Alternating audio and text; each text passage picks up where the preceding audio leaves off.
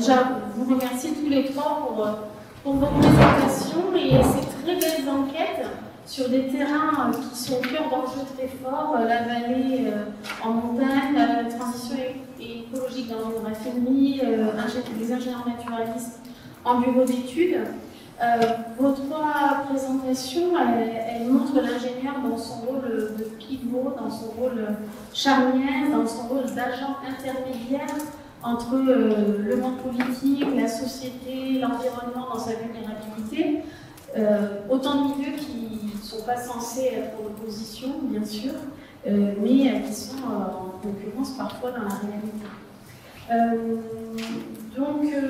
Je vais peut-être poser une question pour lancer les débats. Et ma question elle va porter justement sur cette position inconfortable qu'ont souvent les ingénieurs qui posent des questions de responsabilité individuelle, même si certains la déclinent, qui posent des questions de conflit idéologique et qui montrent que ces ingénieurs ils naviguent entre des exigences contradictoires et des injonctions parfois paradoxales. Donc ma question c'est, et là c'est plus l'enseignante qui parle, mais aussi la chercheure, ma question c'est comment pourrait-on imaginer des moyens, non pas d'éviter ces situations paradoxales bien sûr, mais d'y faire face, de les penser et donc d'y répondre au mieux. Comment les aider en bref ces ingénieurs? Est-ce que vous avez pu observer des stratégies qui seraient porteuses d'espoir, en quelque sorte, qui seraient développées par ces ingénieurs pour faire face dans ces espaces de friction, face à ces injonctions paradoxales? Dans certaines de nos communications, on voit des stratégies de résignation, d'abandon, de démission, de lutte épuisante. Est-ce que la stratégie du colibri devrait modestement n'est pas une solution choisie par certains de ces ingénieurs? Voilà, vous relevez aussi du conformisme, enfin, beaucoup de choses sur ce rôle et cette position des ingénieurs. Donc voilà, c'est une question qui est la même pour tous les trois. Comment on pourrait imaginer des possibilités de faire face, d'aider les ingénieurs à faire face à ces situations? Merci beaucoup pour cette question. Effectivement, ça c'était vraiment tout l'enjeu aussi de ma recherche, c'était vraiment cette question inconfortable qu'occupent les experts naturalistes. Elle mène effectivement à des grands idéologiques. Et si on veut trouver des pistes de solutions pour améliorer leur bien-être et leur existence, il y en existe. En bureau d'études, il y en a qui sont déjà pratiqués. Alors la plupart du temps, les experts et les experts cherchent sans trop savoir quel est le modèle idéal qui permet en fait de pallier ces intimes, sociales là. Déjà, moi, dans le cadre des experts naturalistes en bureau d'études, ce qui est très important, c'est la directeur de bureau d'études.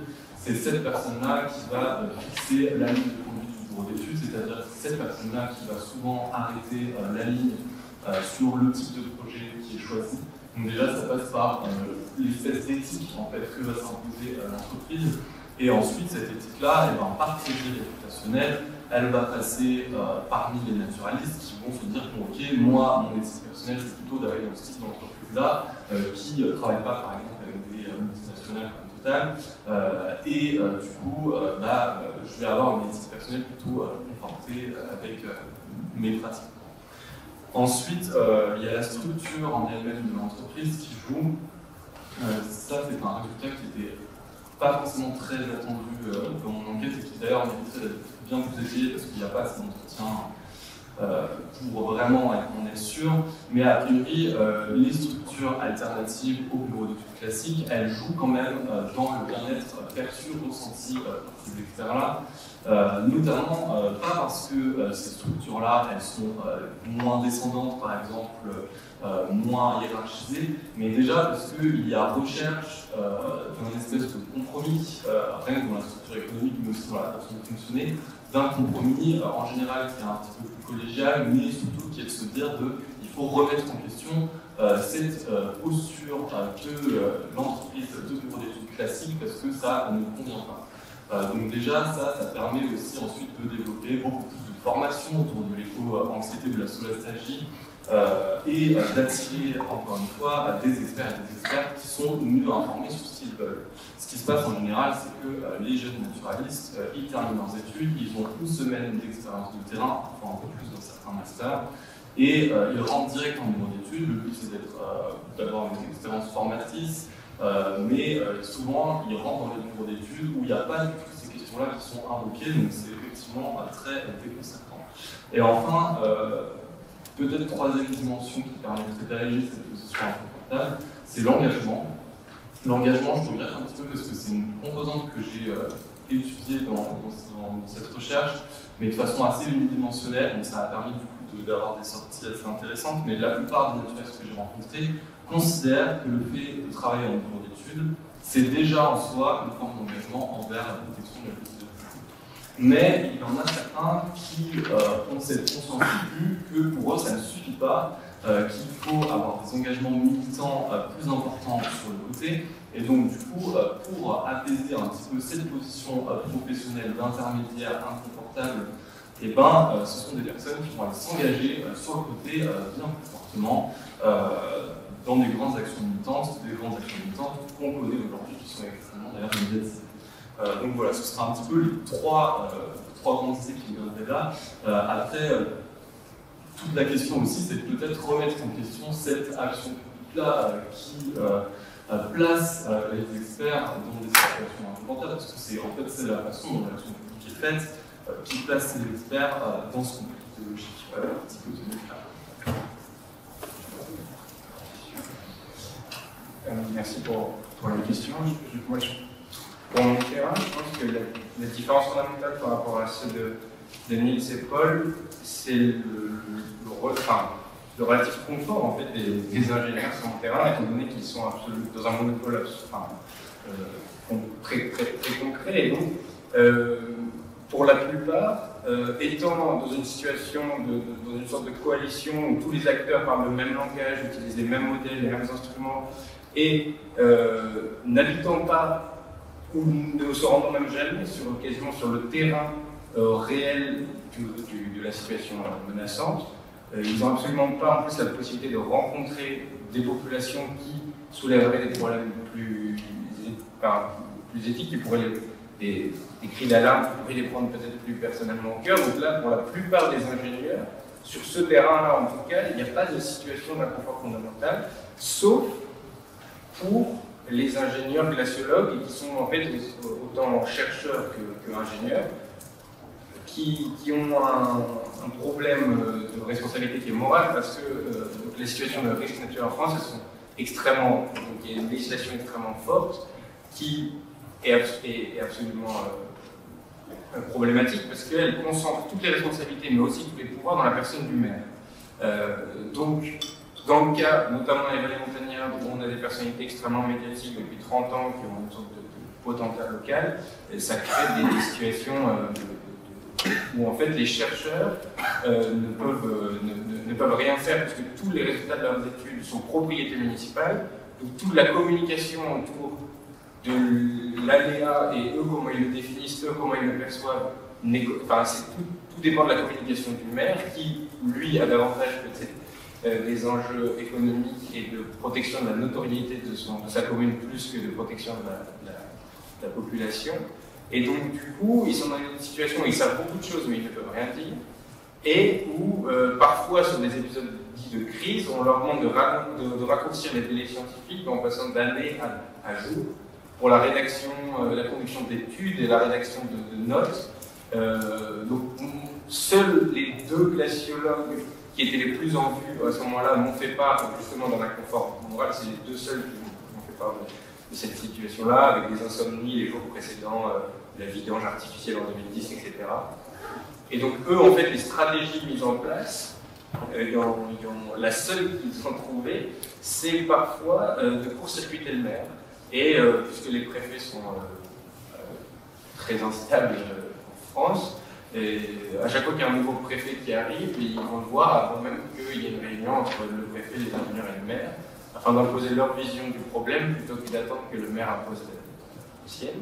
Donc ça, pour le coup, c'est la seule stratégie qui a été mise en avant, mais voilà, on dit, pour la plupart des ingénieurs, il n'y a ni d'inconfort pratique, ni d'inconfort théorique, et en plus, du coup, il n'y a pas forcément de stratégie à mettre en place, et la plupart n'ont même pas de responsabilité.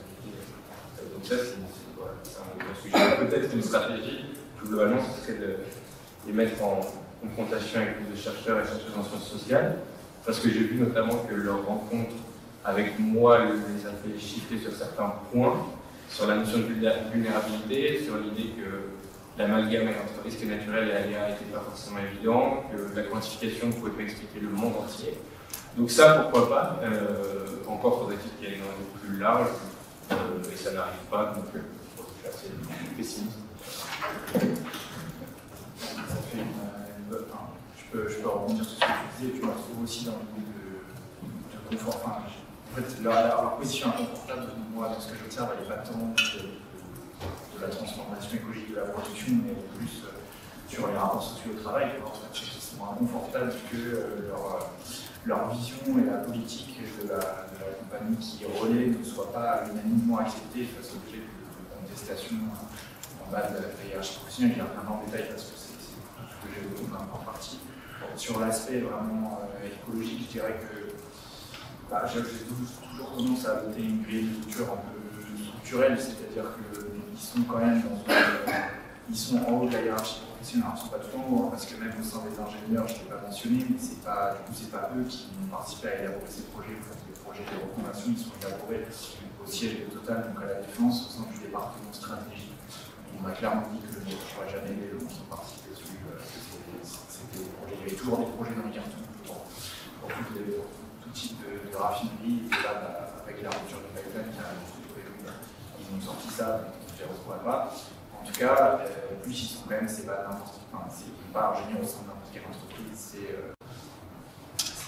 chez Total, et je trouve que c'est toujours intéressant de travailler sur Total parce que c'est toujours l'image en fait. Publiquement, c'est toujours un peu. Même en fait, ce qui fera écho, je pense, à des présentations cet après-midi, de dire s'il y a une entreprise que plein d'ingénieurs, plein de gens en fait disent je sais pas à mon échec que je vais faire quelque chose, parce que quand on regarde ce que fait Total, il y a plus moins un ingénieur en tout cas. Ce que j'ai pu voir de la littérature dans les jeunes générations d'ingénieurs ou encore les jeunes ingénieurs, c'est-à-dire on va surtout pas travailler sur Total, et ça a été évoqué ce matin aussi, pas forcément Total mais en tout cas cette idée. C'est pas ces grandes entreprises-là, donc c'est quand même des ingénieurs qui ont accepté d'y être, qui sont toujours à l'heure actuelle, donc c'est clairement pas les plus critiques de ce que peut faire Total. Et en fait, je n'ai pas pu en parler, ça me permet d'évoquer trois éléments de ma conclusion. C'est que j'ai eu aussi quelques ingénieurs sous-traitants qui sont beaucoup plus difficiles à avoir, j'ai même pas réussi encore à faire des entretiens super poussés. En tout cas, c'est chez quelques ingénieurs sous-traitants, donc c'est un secteur avec énormément de sous-traitance. Que j'ai eu par exemple au moins l'intention de me dire est-ce que finalement, ce que fait Total, ce ne serait pas du greenwashing, qui est un terme qui est beaucoup utilisé en bas de l'échelle professionnelle interne dans la raffinerie qui qualifie ce que fait Total, mais en tout cas au niveau des ingénieurs que moi j'ai interrogé, cette idée n'arrive jamais. Et sinon, pour répondre directement à ta question sur un peu les pistes et qu'est-ce qu'ils font, j'ai pas parlé de temps des ingénieurs que j'avais qui étaient à la CFO-CGC. Historiquement, CGC, Confédération Générale des Clercs, qui est venue après Confédération de l'encadrement succès au milieu. En tout cas, ce qui s'observe, c'est un petit peu différent. Enfin, il y a un petit décalage sur l'aspect social, c'est-à-dire que quand même chez les ingénieurs de la CFO, on a quand même un aspect critique de la mise en œuvre de cette transition, de la façon dont ça a été fait, de suppression d'emploi. Ils ne sont pas allés jusqu'à se joindre au mouvement de grève qui était proposé par les trois autres syndicats, CFDT, CGT et FO. Et sur l'aspect écologique, c'est assez intéressant, c'est qu'ils seraient même prêts à aller plus vite sur ce genre de transformation. C'est-à-dire, par exemple, qui m'a dit qu'elle est le siège en comité stratégique de Total, et elle dit voilà, on pousse pour que sur le biocarburant, le bioplastique, le recyclage de plastique, on devrait aller plus vite en fait. En tout cas, il y a vraiment l'idée que c'est dans la bonne direction les pistes dans la façon qui est un capitalisme ouvert de ce que propose Total. Et voilà, si on comme je disais, moi je trouve ça assez étonnant ce décalage, je sais que je travaille encore plus, d'un côté, bah, voilà, ils sont quand même très... On va dire qu'ils n'ont pas conscience de l'enjeu, hein, ils en parlent, et des discussions politiques, mais c'est pas mis en lien avec ce qui se passe, de dire, bah voilà, je réponds peut-être à la question du colibri, mais très en avant voilà, ce qu'ils font à échelle individuelle, et ils disent, c'est un peu, ils le disent pas comme ça, mais ça sous-tend un peu l'idée, bah, finalement, si tout le monde faisait ça, peut-être qu'on pourrait baisser la production, en fait, il y a vraiment une légitimité des dynamiques économiques de marché aucunement envisagée. Enfin, c'est pas envisagé qu'en fait on puisse restreindre la production, encadrer la consommation, non, ça doit être le bon pouvoir de tout un chacun.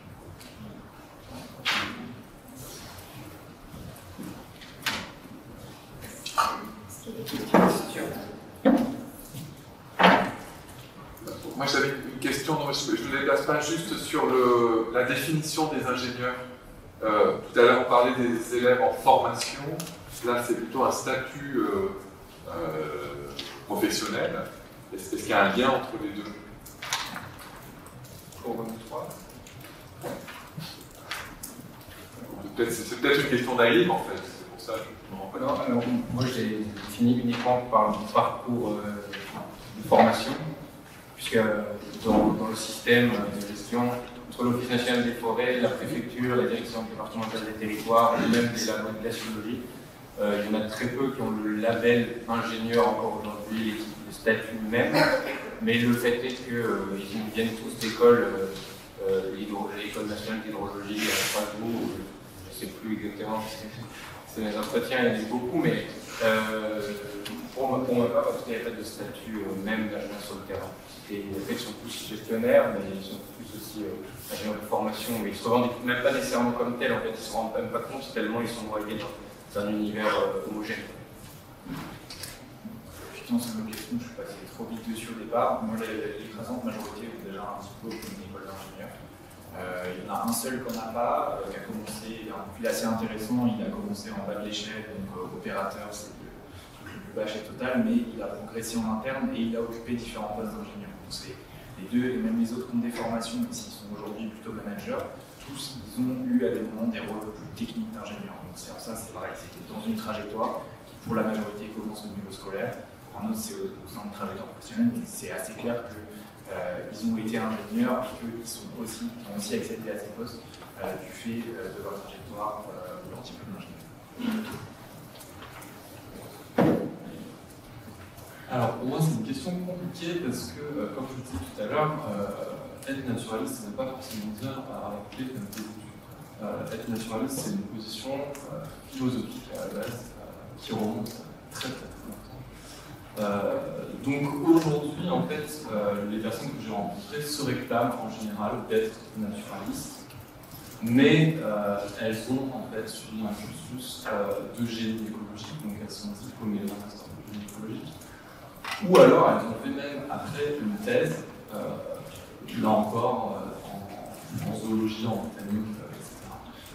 Mais c'est difficile aujourd'hui de dire que être naturaliste est forcément ingénieur parce que même le TGE, donc qui est l'Union professionnelle du génie écologique, a du mal à définir des postes. Traditionnellement, les bureaux d'études ils recrutent des chargés d'études naturalistes. Ça présuppose en fait qu'une licence en général, voire un master, et là du coup un master en génie écologique. La réalité des faits, c'est qu'en général, les bureaux d'études, ils emploient des personnes qui sont qualifiées, qui sont ingénieurs, écologues, mais ils ne sont pas employés, on va dire, enfin, ils n'ont pas le salaire qui suit, le salaire d'un chargé d'études naturalistes classique. Voilà. Après, il y a cette vraie confrontation entre ce que écologue veut dire, et ce que ingénieur écologue veut dire, et naturaliste veut dire. Il y a des personnes qui se réclament plutôt d'être ingénieur écologue, et c'est pas forcément anodin justement, parce que c'est vraiment un terme qui émerge dans les années 60. Et c'est vraiment refuser un petit peu ce côté plus philosophique et naturaliste et apporter plutôt une casquette peut-être technique en refusant peut-être l'affect qui vient aussi de toute cette posture du naturaliste qui est dans la nature avec son carnet à observer le vivant.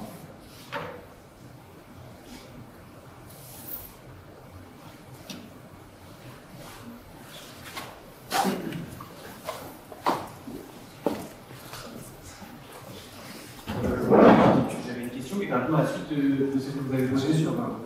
Oui, pardon, je suis Joseph, je suis ancien étudiant pour l'école d'agronomie de Toulouse. Je fais partie de la Fédération Ingénierie Frontière, tout ça va vachement en question. Et je me demandais du coup si, dans la suite des solutions que les gens trouvent et mettent en œuvre, on en a un tout petit peu parlé avec le CFE-CGC, merci beaucoup. Je me demandais si il y avait d'autres cas de gens qui sont allés vers le syndicalisme. Et j'ai une deuxième question qui revient avec ça, qui est le fait que j'ai l'impression que l'UGIP notamment porte depuis quelques années, la réforme du travail de 2016 et 2022, un discours sur la dégradation des conditions de travail des ingénieurs, que ce soit avec l'intensification du travail, avec la perte de sens, les subordinations, les directives financières, des logiques techniques, des logiques.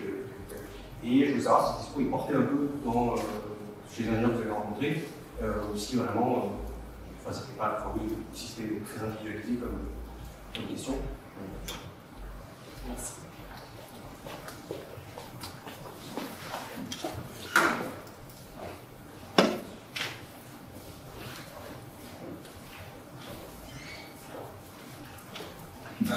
Bonjour, Clément Ascoupé de Présentation. J'avais un peu une petite question pour vous trois. Paul, tu parlais des études et je me demandais sur c'est quoi l'état un peu du marché. Est-ce que c'est un marché concurrentiel ou au contraire c'est les bureaux d'études qui se partagent le marché des études d'impact, comme on peut l'observer par exemple sur les diagnostics territoriaux pour les conflits de l'énergie, qui peut avoir des effets en termes de standardisation de pratique, tout ça. Et du coup, par exemple, de faire un modèle économique alternatif, comme on voit aujourd'hui en conseil ou autre, des structures associatives ou coopératives. Est-ce que c'est aussi quelque chose qui se développe pour essayer de revendiquer une mise à distance par rapport au marché? Nice, moi j'ai une question sur. J'ai l'impression que ce que tu décris, c'est un peu un lexique managérial de la conversion. Et justement, sur ces questions discursives, par rapport au sergent, ce qui était dit, mais par rapport au syndicat de salariés, est-ce qu'il y a une tentative d'aller un peu à l'encontre de ce lexique-là? Et je me demandais, en quelque temps, le fait de ne pas mettre la dimension écologique en avant dans la question de leur conversion, est-ce que c'est pas finalement pour eux, je ne sais pas comment tu l'interprètes, mais un moyen pour eux de défataliser l'avenir en quelque sorte, en disant que si on reconvertit les activités économiques, ce sera pour toutes les raisons du monde, mais sauf pour des raisons environnementales, d'une certaine manière. Et Romain, par rapport à ce que tu disais sur la centralité politique du maire, est-ce qu'il y a des politiciens partisane quand même toutes ces questions-là au niveau local? Je ne sais pas s'il y a des séquences par exemple pour des élections municipales qui arrivent, et si l'intercommunalité pouvait aussi être un recours. Enfin, j'imagine moi que non, mais je parle avec le fait qu'on va faire un recours. Est-ce que l'intercommunalité qui est censée justement participer à dépasser la centralité communale, c'est jamais le cas, peut aussi être un recours sur cette question-là? Merci. Juste comme ça, relever une question dans le chat de Benjamin Tid qui dit dans ce monde de l'ingénierie, il y a toujours cette vision je peux changer le monde de l'intérieur, par exemple chez Total, des calculs positifs, avez-vous ceux qui se couvrent? Voilà, et puis c'est le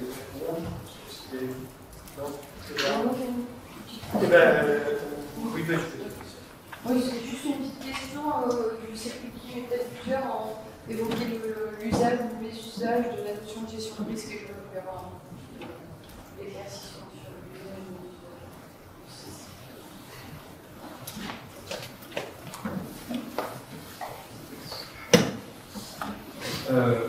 Déjà, la question de la subversion qui a été posée par Zoom, la question de la subversion, elle est extrêmement importante chez certains types d'ingénieurs d'experts naturels que j'ai pu rencontrer, notamment ceux qui sont les plus militants sur le côté, qui restent en bureau d'études pour réaliser des bonnes études d'impact, sous-entendu des études d'impact qui sont assez contraignantes pour les porteurs de projets.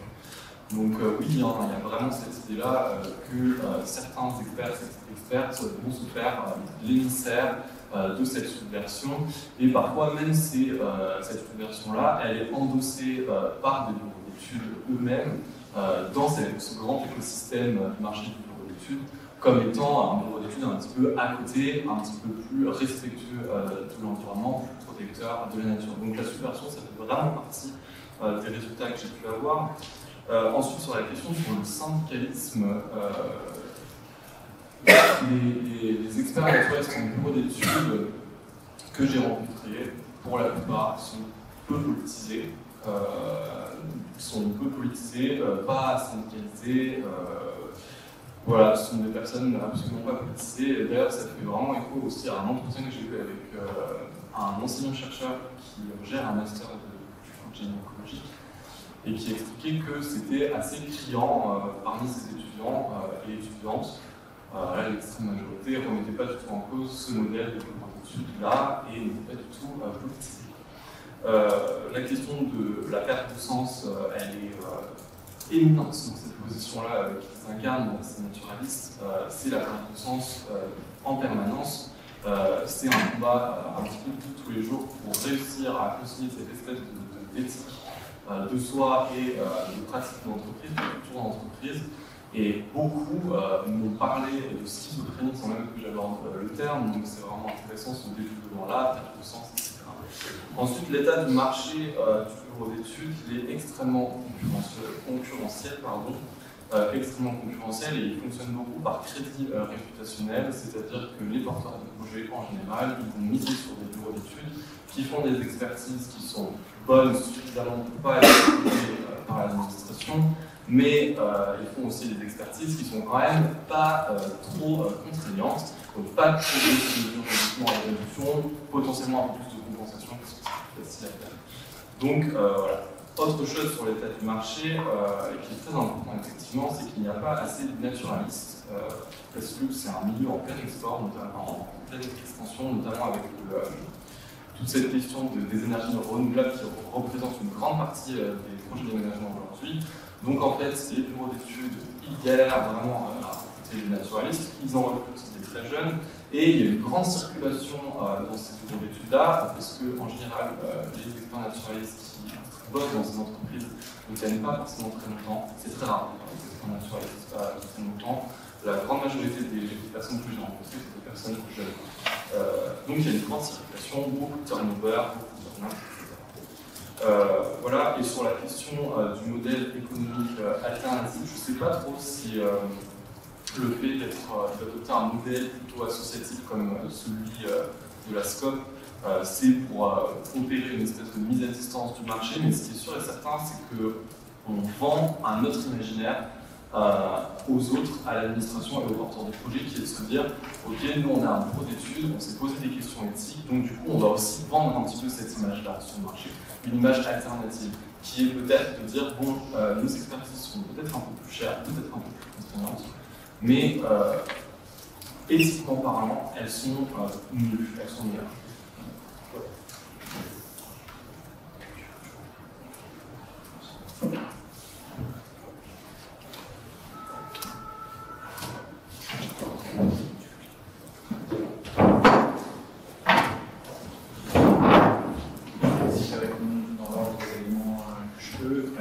Pour la question qui rebondissait sur les syndicats par rapport à la CFE, j'ai peut-être été un peu vague.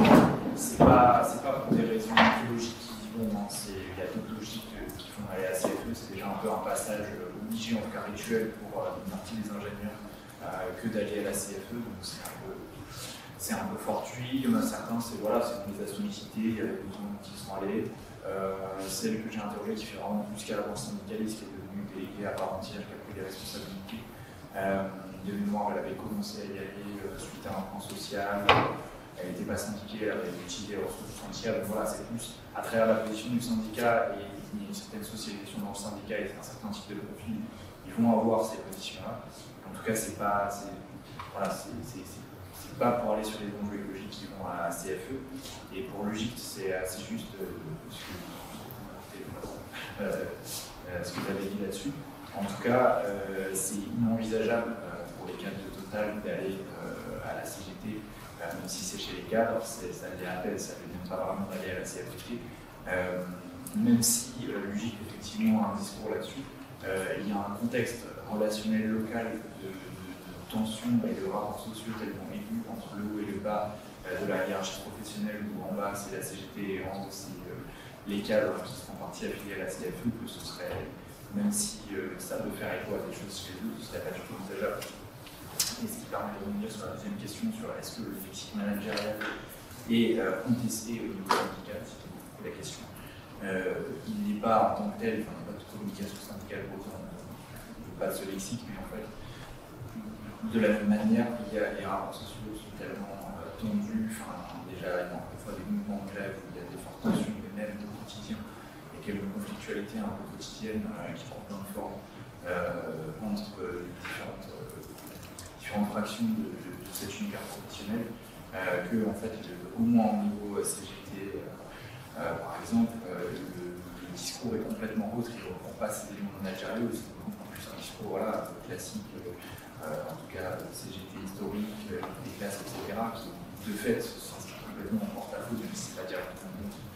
Pour la CFDT, c'est plus ambivalent, c'est un peu ce qui ressort à développer là, mais même sur la transition écologique, la CFDT est un petit peu,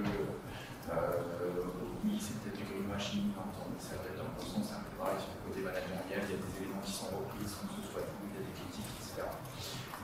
Et enfin, sur le discours, je peux changer le monde de l'intérieur. Je ne le retrouve pas, non pas parce qu'ils disent que c'est l'extérieur qu'il faut changer, au contraire, c'est que je ne sens pas, en tout cas dans l'entretien, ça ne sent pas que c'est vraiment des ingénieurs qui veulent changer le monde, en tout cas c'est pas la perspective. Mais je dirais qu'à chaud comme ça, il faut travailler les entretiens pour voir si ça tient. Je dirais que, en tout cas, ce qui ressort pour moi des entretiens, c'est que pour eux, c'est les entreprises qui changent et ils participent. Ils sont dans cette entreprise qui participe à changer le monde.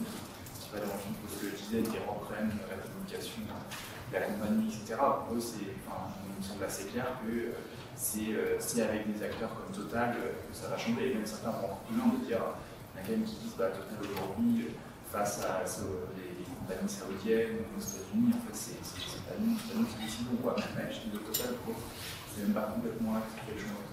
Donc voilà, il y a du changement individuel, ils ne disent pas, donc moi jusqu'à dire que c'est un changement individuellement, on doit absolument tout changer, ils disent quand même je fais ça, c'est pas suffisant, mais quand même si. Voilà, c'est pareil, des choses que je règle. Mais en tout cas, ouais, il n'y a pas de discussion.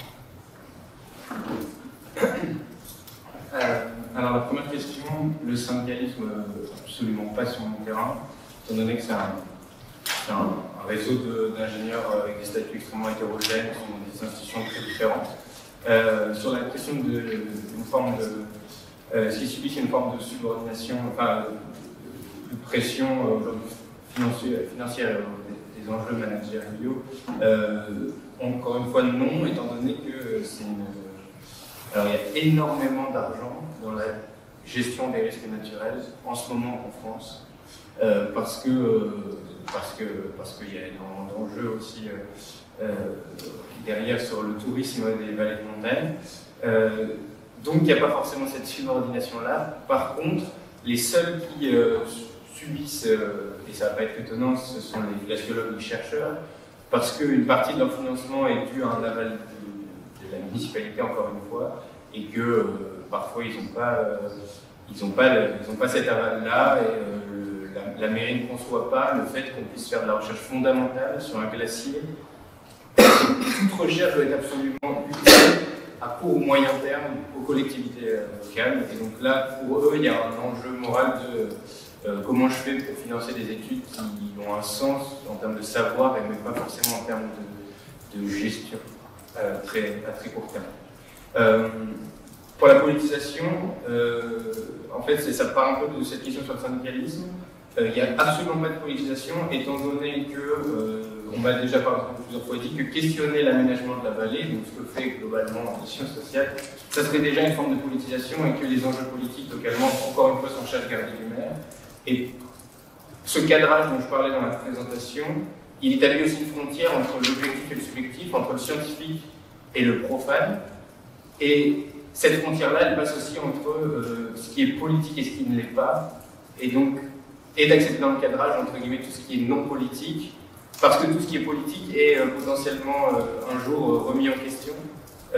Et donc, on m'a largement accusé de faire de la politique, mais par contre, les ingénieurs se gardent bien de parler, entre guillemets, de tout ce qui est à moins de 3000 mètres, justement pour ne pas avoir cet étiquetage-là.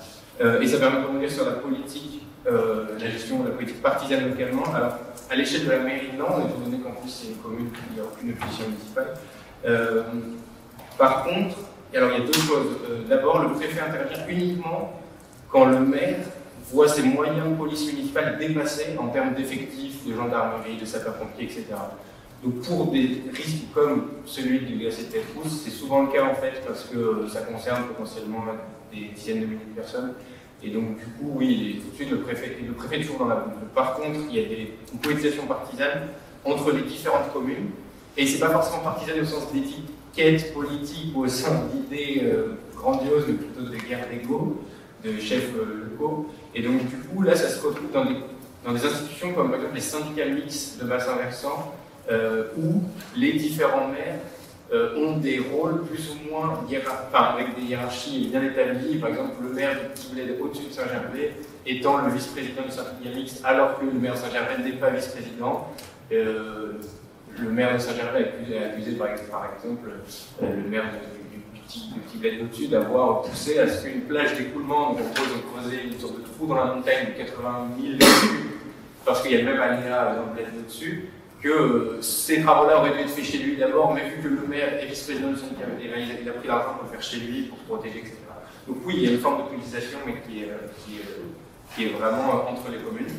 Pour la question sur changer le monde de l'intérieur, alors absolument pas, mais je pense que c'est aussi encore une fois l'effet du terrain. Par contre, moi je me suis posé la question, parce que je me suis demandé s'il fallait que je continue à rester très proche des chercheurs, enfin des gestionnaires et des institutions, pour essayer de leur faire voir à quel point les enjeux sociaux locaux sont importants dans la résolution du problème, quitte à être très vite coupé, comme je l'ai été beaucoup de fois, et potentiellement par exemple demander des chiffres dans une des institutions, puisque c'est les seuls qui ont de l'argent en fait, et que à l'université je suis pas sûr, et encore là c'est un effet du terrain, je suis pas sûr dans les universités alpines, de pouvoir avoir un financement de thèse, étant donné que tout l'argent va aux sciences, géosciences.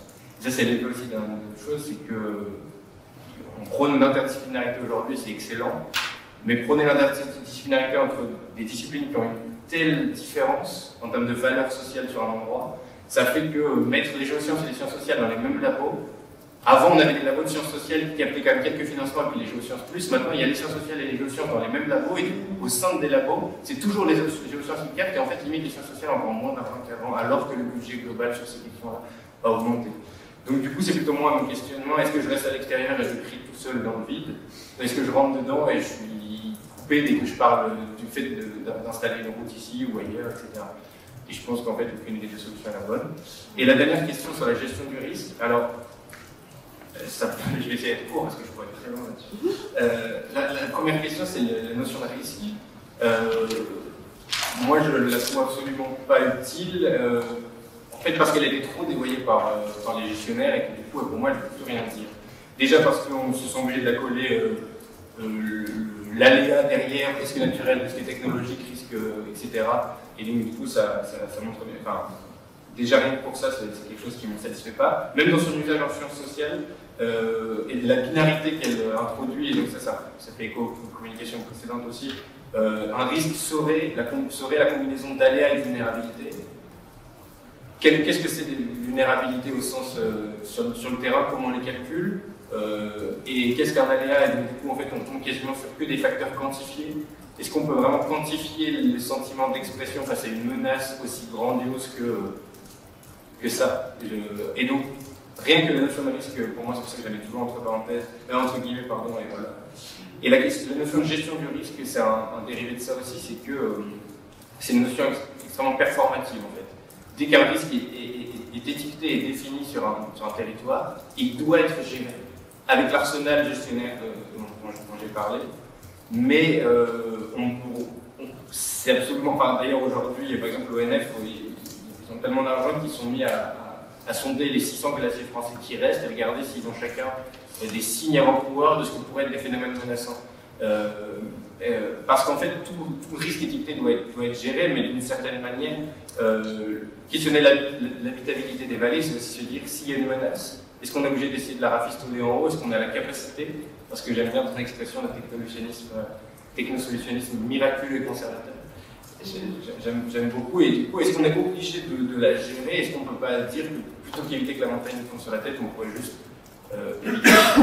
éviter côté des dessous de la montagne. Quoi. Donc du coup, c'est ces questionnements-là que, quand je parle d'usage, mes usages, c'est ces questionnements-là dont vous voulez parler, mais ça peut rien.